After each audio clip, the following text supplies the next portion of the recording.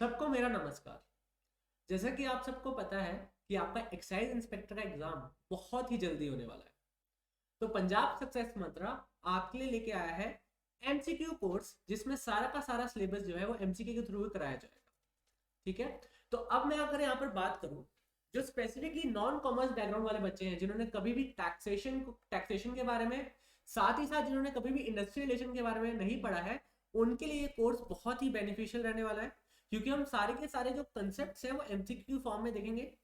साथ ही साथ आप लोगों को ये भी पता लग जाएगा कि कैसे कैसे क्वेश्चन जो है एग्जाम में आ सकते हैं। ठीक है। तो हम एक बार सिलेबस देख लेते हैं। पहले तो आप पोस्ट देख लीजिए क्या है। Senior industry promotional officer, block extension officer and excise and taxation officer. ठीक है। जिसमें आपके दो एस्पेक्ट्स या फिर दो सब्जेक्ट्स जो है ऐड किए गए हैं। पहला आपका टैक्सेशन वाला सब्जेक्ट ऐड किया गया है, दूसरा है आपका इंडस्ट्रियल प्रमोशन एंड डेवलपमेंट। तो ये जो दो सब्जेक्ट्स हैं, ये आपके एग्जाम में पहली बार आने वाले हैं। और ये 40 मार्क्स के आने वाले हैं। 20 टैक्सेशन का आएगा और 20 इंडस्ट्रियल प्रमोशन एंड डेवलपमेंट का आएगा। तो आप ये सब्जेक्ट जो है आपको अच्छे से पढ़ना पड़ेगा, बिकॉज आपके एग्जाम में ये दो सब्जेक्ट्स बहुत ही मेजर रोल प्ले करने वाले हैं। ठीक है जी। तो हम इन सब्जेक्ट को डिटेल में डिस्कस करेंगे और मैं आपको बताऊंगा कि कैसे कैसे क्वेश्चंस जो है इन सब्जेक्ट्स में पूछे जा सकते हैं। अगर मैं बात करूं सिलेबस की, ठीक है, अगर मैं बात करूं सिलेबस की, तो सिलेबस में देखिए यहाँ पर सबसे पहले टैक्सेशन की मैं बात करूं, आपने नोटिफिकेशन देखी होगी, तो टैक्सेशन में बात की गई है सबसे पहले इंडियन इकोनॉमी की। ठीक है। इंडियन इकोनॉमी में हमने क्या क्या देखना है कि भाई जो यूनियन का बजट है, जो इंडियन की इकोनॉमी थी फ्रॉम इंडिपेंडेंस इंडिपेंडेंस 1947 में जब हमारा देश आजाद हुआ था, उसके बाद से आज तक हमारी इंडियन इकोनॉमी का क्या स्टेटस है। ठीक है, क्या चलता आ रहा है। पिछले से पंचवर्षीय योजना जो है, गवर्नमेंट हर 5 साल की पंचवर्षीय योजना लेके आती थी, 5 ईयर प्लान जिसको बोलते थे, अब उसको नीति आयोग में कन्वर्ट कर दिया गया है। तो ये सारी की सारी चीजें जो है वो आप इंडियन इकोनॉमी में पढ़ोगे। उसके बाद इकोनॉमी ऑफ पंजाब में स्पेसिफिकली पंजाब का इकोनॉमिक सर्वे, ठीक है जी, जो लेटेस्ट इकोनॉमिक सर्वे है वो आप पढ़ोगे। उसी के साथ साथ जो पंजाब का बजट है वो भी आपको यहाँ पर पढ़ाया जाएगा।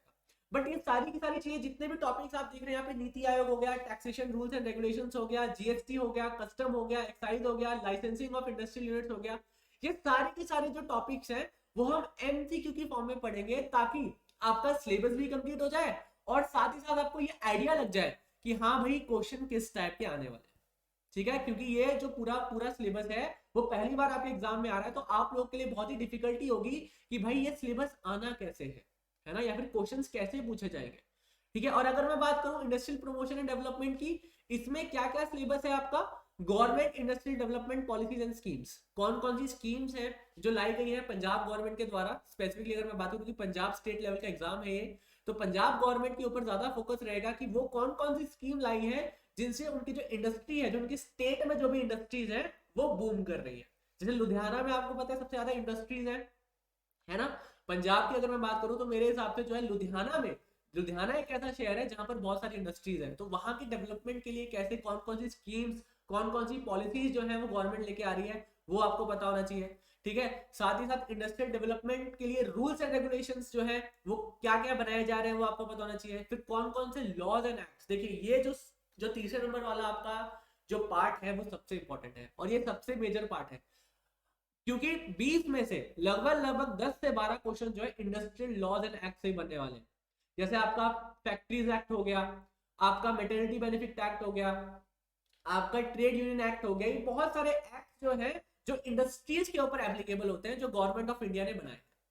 साथ ही साथ पिछले साल नए लेबर कोड जो आए हैं, 4 लेबर कोड आए हैं नए, तो उनके बारे में भी आपको साथ ही साथ पढ़ना पड़ेगा, बिकॉज एग्जाम में क्वेश्चन दोनों तरीके से आ सकता है। आपको नए लेबर कोड के हिसाब से भी आ सकता है और आपको पुराने जो एक्ट है उसके हिसाब से भी आ सकता है। अब आप पूछोगे सर हमें कैसे पता चलेगा कि सर कौन सा क्वेश्चन पिछले एक्ट का है, कौन सा क्वेश्चन इस वाले एक्ट नए लेबर कोड का है। तो वहां पर क्वेश्चन में आपको स्पेसिफिकली दिया होगा कि हाँ भाई ये जो क्वेश्चन है अकॉर्डिंग टू फैक्ट्रीज एक्ट 1948 आप ये बताइए, या फिर according to this labour code आप ये बताइए। तो वहां पर क्वेश्चन में आपको दिया होगा कि हाँ भाई आपने किसके हिसाब से आपने आंसर देना।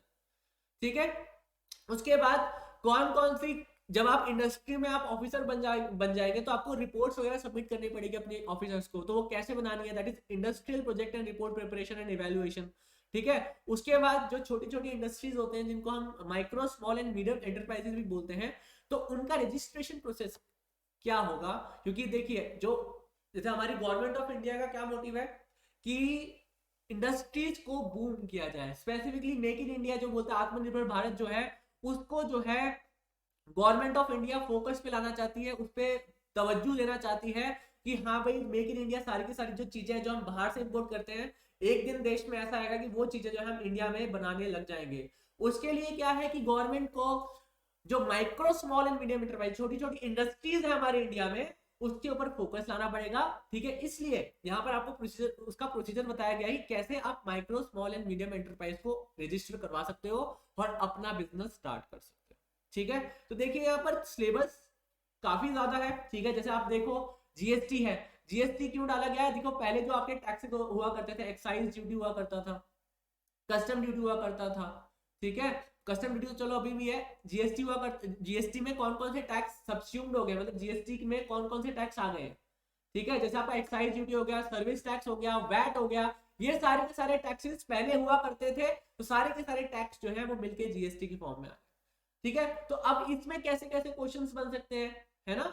देखिए जैसे ये पूरा की पूरी हिस्ट्री है जीएसटी की, तो ये आपको पता होना चाहिए कि जीएसटी कब से स्टार्ट हुआ, इंडिया में कब स्टार्ट हुआ था, ये 1 जुलाई 2017 में स्टार्ट हुआ था। ठीक है जी, बट इससे पहले आपको ये पता होना चाहिए कि वर्ल्ड में कब स्टार्ट हुआ था, वर्ल्ड में फ्रांस में स्टार्ट हुआ था 1954 में।